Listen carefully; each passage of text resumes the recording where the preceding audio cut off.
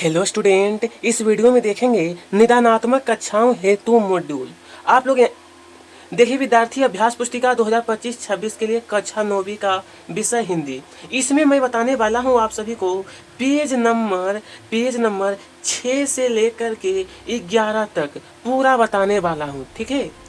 तो चलिए हम लोग शुरू करते हैं। यहाँ पर देख सकते हैं, मैं बता देना चाहता हूँ एक बार और कि अपथित काव्यांश जितना भी होगा ना, लगभग 6 से पेज नंबर 6 से लेकर के 11 तक जो दिया है सारा मैं इस वीडियो में बताने वाला हूँ। चलिए देखिए, पेज नंबर 6 से हमारा शुरू होगा, 11 तक कंप्लीट, पेज नंबर 11 तक बताया जाएगा। तो आइए स्टार्ट करते हैं। जैसा कि कहा है, निम्नलिखित काव्यांशों को पढ़कर नीचे लिखे प्रश्नों के उत्तर दीजिए। यहाँ पे काव्यांश पहले एक बार पढ़ लेते हैं। बोला है, जो जल बाढ़े नाव में घर में बाढ़े दाम, दोनों हाथ उलीचिए अहि शयनो काम। पहला प्रश्न है, नाव में पानी बढ़ने पर क्या करना चाहिए? इसका उत्तर में आपको लिखना है, नाव में पानी बढ़ने पर दोनों हाथों से उलेचना चाहिए। ज्यादा नहीं, बस इतना ही लिखना है, ठीक है। चलिए दूसरा प्रश्न अब देखेंगे। दूसरा प्रश्न, ठीक है, दूसरा है कि घर में संपत्ति बढ़ने पर क्या करना बुद्धिमानी है? देखिए लिखना है, घर में संपत्ति बढ़ने पर भलाई के कामों में उसे खर्च करना चाहिए, ठीक है। चलिए अब तीसरा प्रश्न देखते हैं। तीसरा नंबर में कहा है ना कि उपयुक्त पंक्तियों का भावार्थ।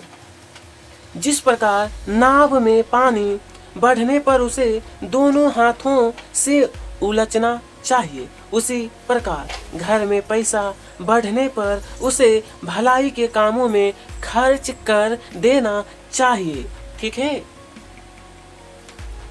आगे का प्रश्न, तो इस तरीके से मैंने तीनों प्रश्न का उत्तर बता दिया हूं। अब यहाँ पर ध्यान दीजिए, ये फिर दिया आपका काव्यांश।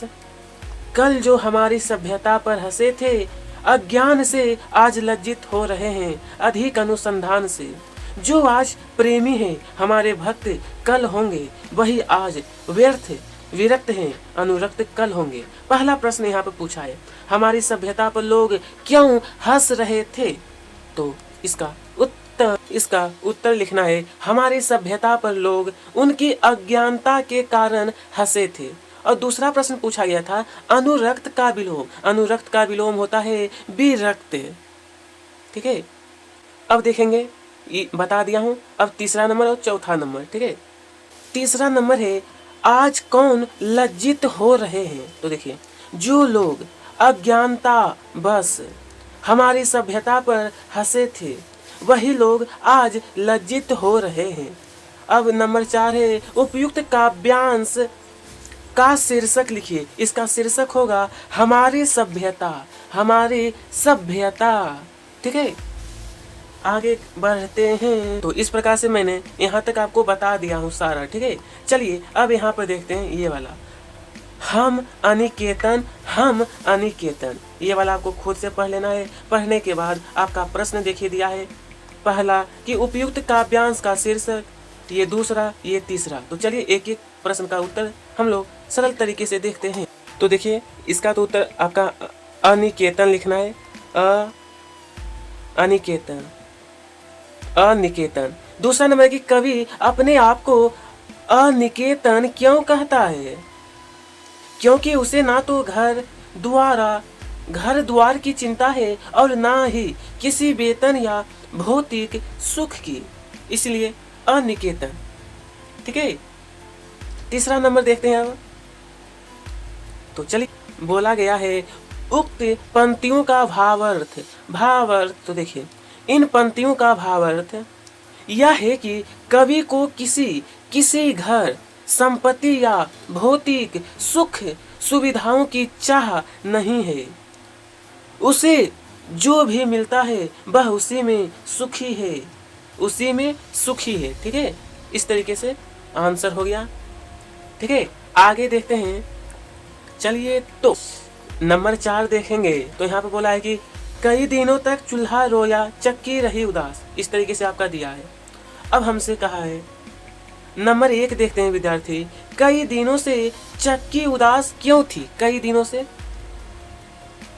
पहला नंबर का है ना कि कई दिनों से चक्की उदास क्यों थी, तो देखिए इसका आंसर रहेगा सूखे की स्थिति के कारण अनाज की कमी पड़ गई थी, इसलिए चक्की उदास थी।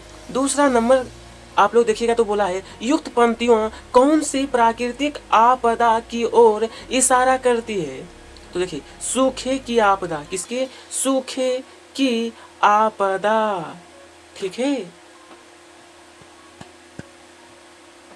स्टूडेंट। मैंने आपको इसका आंसर बता दिया हूं। तीसरा नंबर में कहा है युक्त पंक्तियों का भावार्थ स्पष्ट कीजिए।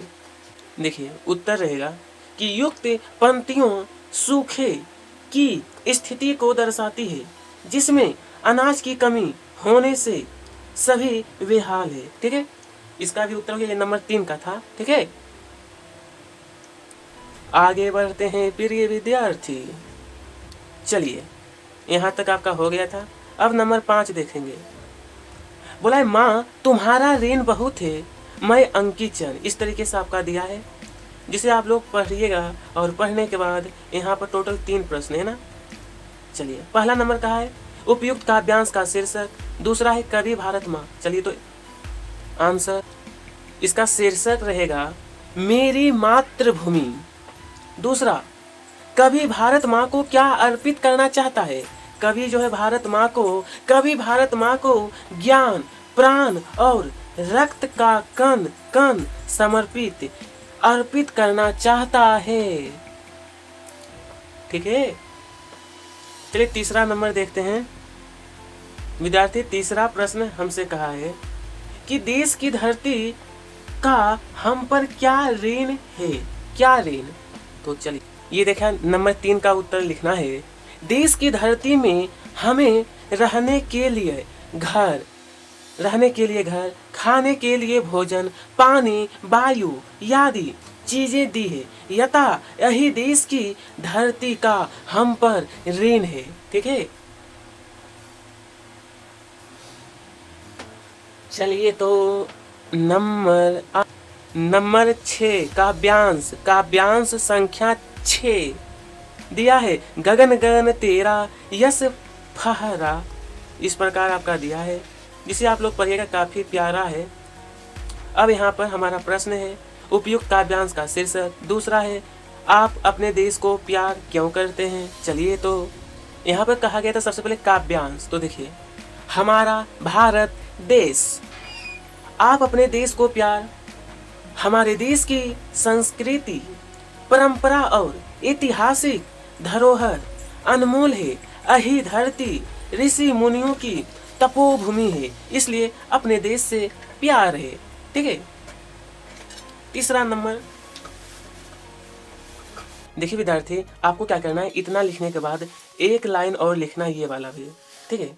उसके बाद लिखना है थोड़ा सा और, जो हमें ज्ञान, शांति और एकता का मार्ग सिखाती है, इसलिए हमें अपने देश से प्यार करते हैं, ये पूरा लिखिएगा, ठीक है। अब देखेंगे नंबर 3। यहाँ तक आपका कंप्लीट हो गया। चलिए तो बोला है काव्यांश का भावार्थ। इस काव्यांश, यहाँ पर काव्यांश है, ठीक है, काव्यांश में भारत देश की महानता का वर्णन किया गया है। हमारा देश संस्कृति, ज्ञान और, चलिए बोला है ना कि ज्ञान और संस्कार से संपन्न है, ठीक है।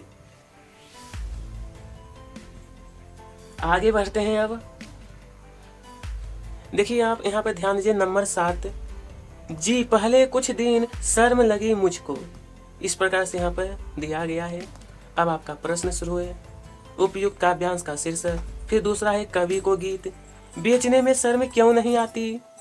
चलिए देखिए काव्य शीर्षक हो जाएगा आपका गीत बेचने की व्यथा, गीत बेचने की व्यथा। दूसरा नंबर देखते हैं, ठीक है। चलिए दूसरा प्रश्न कहा गया था कवि को गीत बेचने में शर्म क्यों, इसका उत्तर लिखिएगा आप सभी लोग। कवि को गीत बेचने में शर्म इसलिए नहीं आती क्योंकि वह जिस समाज में रहता है लोग वह अपना ईमान तक बेच चुके हैं, यहाँ भेज चुके हैं।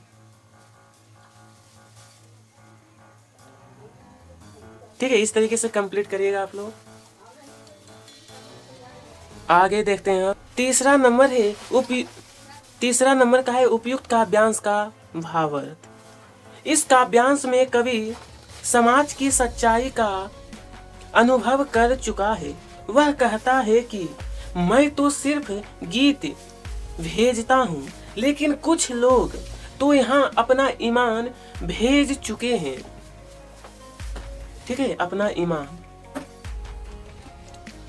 यहाँ तक आप सभी लोग कंप्लीट करिएगा। तो आगे बढ़ते हैं अब नेक्स्ट काव्य। चलिए, नंबर 8 में है समय का सबसे कहना है जीवन चलते रहना है।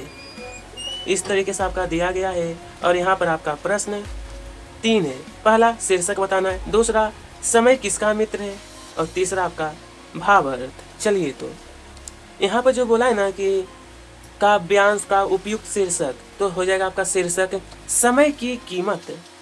उसके बाद समय किसका मित्र है। समय ये जो दिया गया ना कि किसका मित्र, तो लिखना है कि जो सच्चाई के साथ कर्म करता रहता है, समय भी उसका मित्र होता है।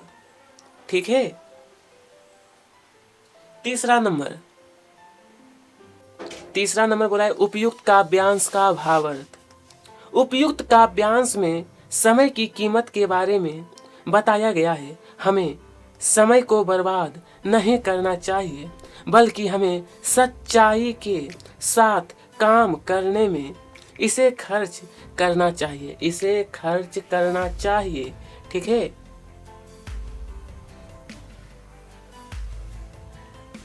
तो विद्यार्थी, यहाँ तक आपका कंप्लीट हो चुका है। ये आपका काव्यांश 8। अब देखेंगे काव्यांश 9। काव्यांश 9 है नन्ही चीटी है प्राणी सामाजिक। देख सकते हो। अब प्रश्न शुरू होता है। पहला नंबर आपको शीर्षक बताना है, दूसरा नंबर है नन्ही चीटी की क्या विशेषता है। चलिए, तो पहला नंबर का है ना कि उपयुक्त शीर्षक, तो लिखना है नन्ही चीटी। दूसरा है नन्ही चीटी की क्या विशेषता है। इसकी विशेषता लिखना है कि नन्ही चीटी एक अच्छे नागरिक श्रमजीवी है। कैसी है? श्रमजीवी। अब देखेंगे नंबर 3। यहाँ पर है आपका काव्यांश। तो देखिए, उपयुक्त काव्यांश में कवि नन्ही चीटी की विशेषताएं बता रहा है। कवि कहता है कि नन्ही चीटी एक अच्छी नागरिक है, वह मेहनती है, वह छोटी होने के बावजूद भी निडरता और शक्ति से काम करती है। इस तरीके से आपका जो काव्यांश 1 से लेकर 9 तक मैं पूरा आपको बता दिया हूँ, बहुत ही सरल तरीके से। तो स्टूडेंट, मैंने आपको शुरू में ही बोला था कि पेज नंबर आपको 11 तक कंप्लीट बताया जाएगा। मैं बता दिया हूँ, अगले वीडियो में इसे कंप्लीट करेंगे। ठीक है, पत्र लेखन को। तो आज का वीडियो यहीं पर समाप्त होता है। कमेंट बॉक्स में बताइएगा अगला कौन सा चैप्टर चाहिए, और वीडियो पसंद आई हो तो लाइक करिएगा, साथ में सब्सक्राइब। आप सभी को तहे दिल से बहुत बहुत धन्यवाद। थैंक